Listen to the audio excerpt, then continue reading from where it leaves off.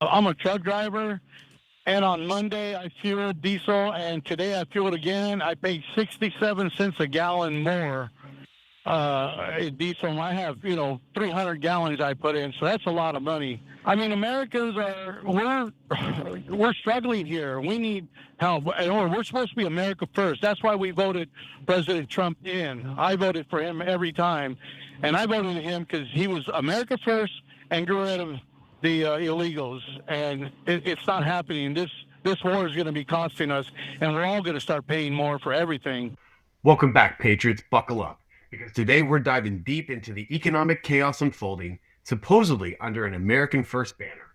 Gas prices are soaring, pockets are feeling lighter, and the promises made, well, they're looking a little, let's just say, shattered. We're going to break down how a supposed champion of the American worker might be fumbling the bag big time.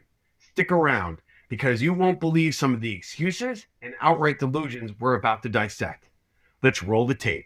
Maybe the illegals weren't really the heart of the problems that we're dealing with here in the United States. But nonetheless, that was a 3-time Trump voter who clearly is not happy with the president now that we are at war yet again in the Middle East, which might explain why the White House is now scrambling to course correct before the economy goes kaput. But I don't think we're dealing with people who are competent enough to maybe pump the brakes and reverse the damage. I could be wrong. Cenk, your 2 cents. Wow, a 3-time Trump voter feeling the pinch and questioning America first when gas prices jump a whopping 67 cents a gallon overnight? That's not just a pinch, folks. That's a full-blown financial chokehold for our truckers and the backbone of our supply chain. It's easy to point fingers at illegals for all our problems, but when actual geopolitical strife sends your fuel bill through the roof, suddenly the real world consequences hit differently, don't they? This isn't about border security anymore. It's about basic economics and the cost of doing business. Or, in this case, the cost of going to war. So the market started to crash today. The Dow lost 800 points. So Pam Bondi's going to be heartbroken. So this is a double whammy. Not only is the war going disastrously, but now it will also cause the economy to go disastrously. And Anna, after you give us all your facts, I have a new breaking news story that also affects this. Oh, goody. I love it. Okay, so Sean Hannity, who has been cheerleading war with Iran, suddenly finds himself apologizing to his callers. Why? Well, because the war has already translated to higher prices at the gas pump. Take a look.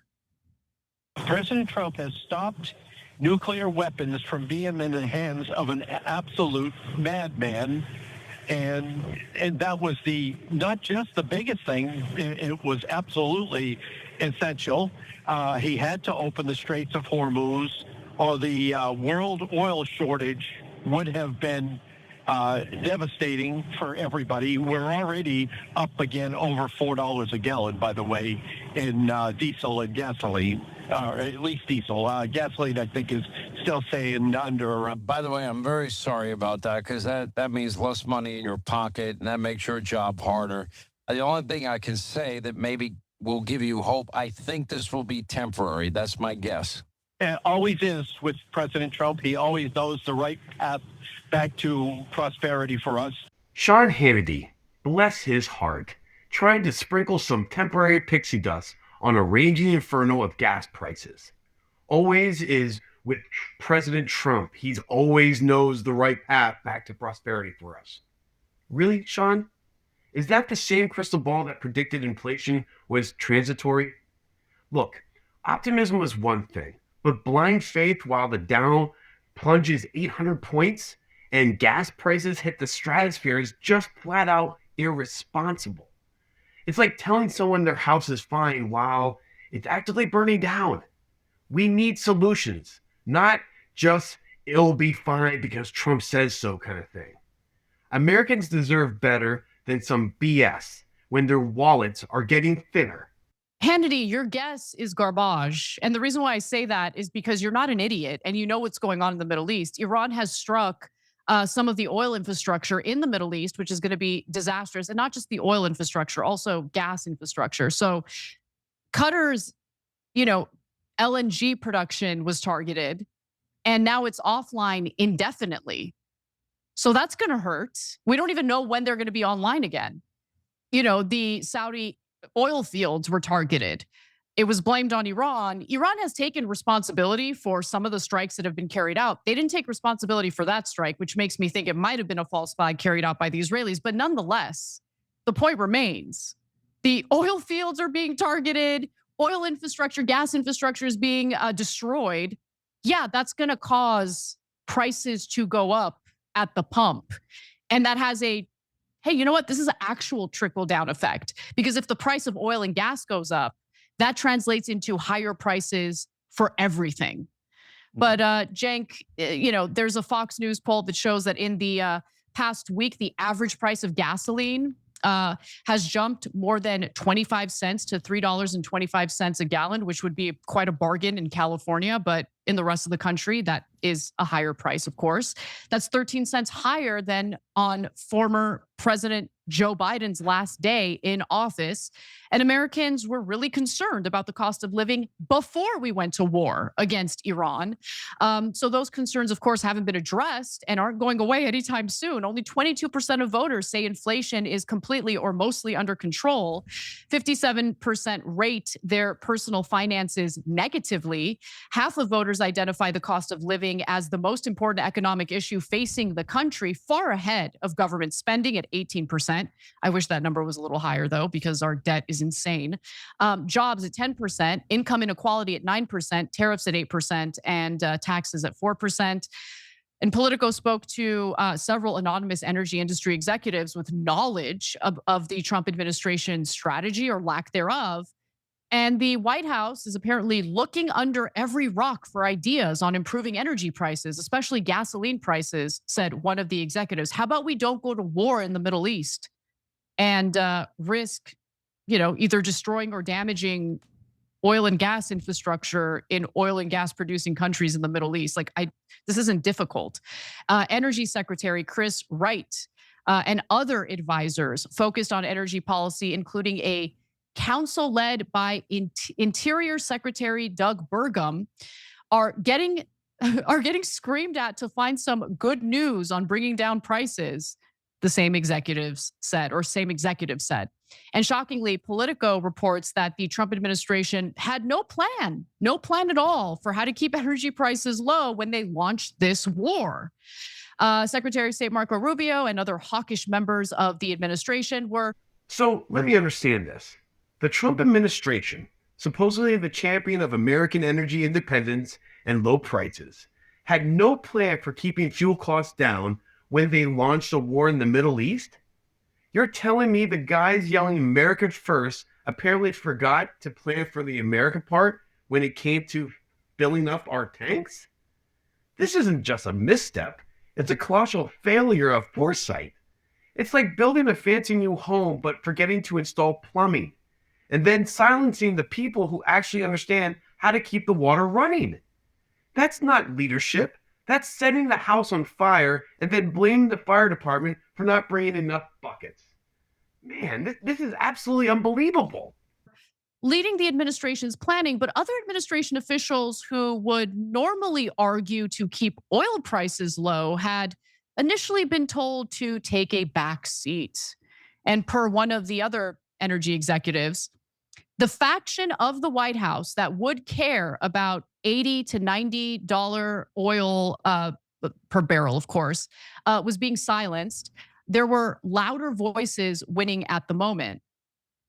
So that's what we're dealing with, Cenk. I mean, this is not an administration that seems to care about planning ahead.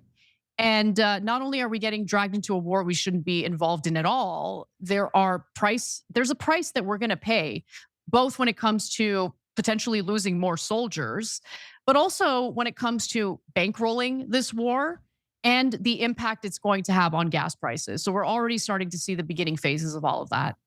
So I'm going to get to the breaking news in a sec. But first, gas prices 13 cents higher than under Biden. It's an epic disaster. So he used to, gas prices are too high. Gas prices, well, I'm not going to go into any wars. So I'm America first. Now he's violated all of his promises, and the economic ones are the most important ones. Why? So when people go to vote, there's two things they care most about. The two things you should look at most.